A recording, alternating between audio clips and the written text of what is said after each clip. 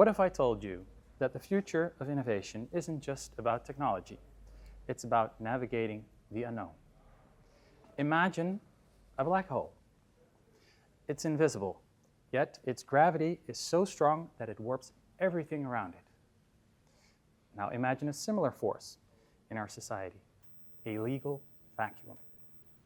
This is where innovation meets uncertainty, where the laws aren't clear and the stakes are high. Today, I want to take you on a journey from black holes to breakthroughs, exploring how we can navigate this legal vacuum and turn it into a bridge to the future. Innovation is the engine of progress, from AI-generated art to self-driving cars. We are on the brink of transformative breakthroughs. But there's a catch. Our laws aren't keeping up. And this creates a legal vacuum, a gray area where the rules aren't clear. Now, think of it like a black hole. It's invisible, yet its gravity pulls everything toward it. The legal vacuum is the same. It's a space where innovators and legal advisors are pulled in opposite directions. Innovators want to push forward, while legal advisors caution. When in doubt, don't. This tension can either paralyze progress or spark incredible breakthroughs. So what exactly is this legal vacuum? It's a space where innovation is technologically feasible. The technology is there, or it's on the horizon. But there's a but. The laws haven't caught up. You know, courts are trying to play catch-up.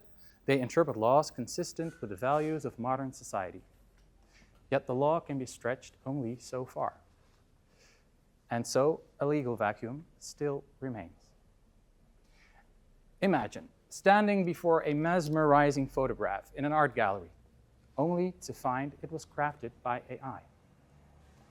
In 2023, Boris Alden, a German photographer, he won the Sony World Photography Awards Creative Open category for a picture which showed two women from different generations in black and white.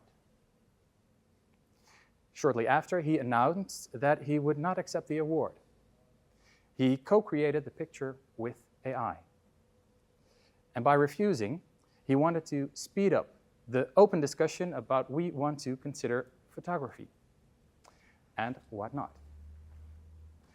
Just 8 days ago, the American Authors Guild published an overview on their website, which shows numerous AI class action suits the Guild has started against various AI companies because of copyright infringement. Globally, there are many cases like this. But this is not just about copyright, which is actually protected by the law. It's also about who owns AI-generated art. Novels, music, videos. Is it the AI developer? Is it the AI user? Or is it the artist whose work inspired it? AI-generated art is saturating the market, but there are no specific laws to govern them. So this legal vacuum, it creates uncertainty. Decision makers are left in the dark. They are unsure whether to embrace innovation or to hold back. Questions arise. Will there be damages to be compensated, fines to be paid, or even prosecution if we embrace this innovation? But here's the thing. The legal vacuum isn't a barrier. It is actually a bridge to the future. It's a space where we can redefine the rules and shape a world where innovation thrives. Now, I have been on both sides of this tension.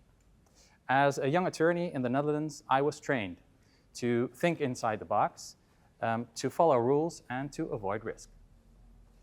But when I became an attorney in the Dutch Caribbean, everything changed. I found myself in a completely different culture, working with people from diverse backgrounds.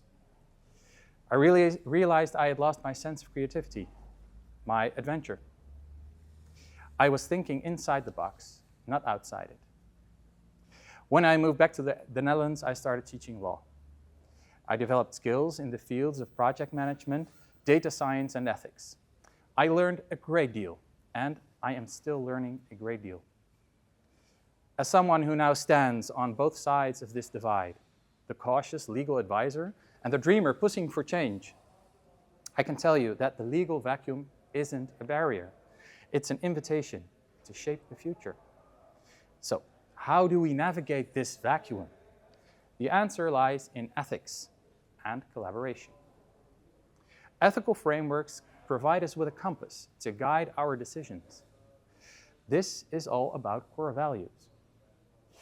These values are influenced by culture, family, education, and personal experiences, and they evolve constantly. They help us determine what is right when the laws are unclear. For example, principles like transparency, accountability, and integrity can shape how we approach AI-generated art. This means being open about how AI is used in the creative process, taking responsibility for the outcomes, and respecting the contributions of the original creators. By embracing these values, we can build a future where AI and human creativity complement each other, leading to innovative and meaningful creative expressions.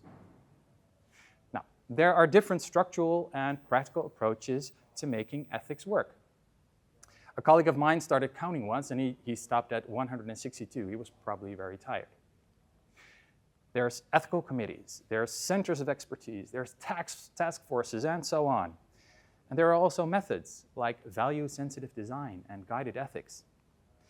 But whatever the approach or method is applied, the ultimate goal is to embed ethical thinking directly into the day-to-day decision-making, rather than treating ethics as a separate activity, as just another checkbox to be checked. But ethics alone aren't enough. We need multidisciplinary teams, people from different backgrounds, cultures, and expertise working together. And this diversity of thought is the key to finding creative solutions. As a team, we can ask each other, what is your personal definition of innovation? And consequently phrase a multidisciplinary definition of innovation together. We can ask each other, when is this innovation a success to you personally? And set a common goal together. Finally, we can ask each other what values should guide us, and how can we change the world in a way that enables innovation to thrive in a responsible manner. Last but not least, we need team members to learn about each other's backgrounds, fields, and perspectives. We need to self-educate, because this helps team members to appreciate the diverse insights and experiences that each person brings to the table, creating a work environment in which people understand each other. So, I challenge you, form a multidisciplinary team, it's a difficult word, multidisciplinary team in your organization, start a conversation about the ethical principles that will guide your innovations.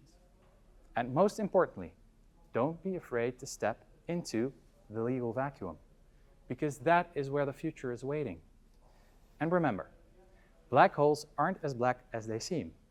They're not the end of all things. They're a passageway to something new. So, let's boldly go where no one has gone before. Together, let's turn the legal vacuum into a bridge to the future, a launch pad for innovation.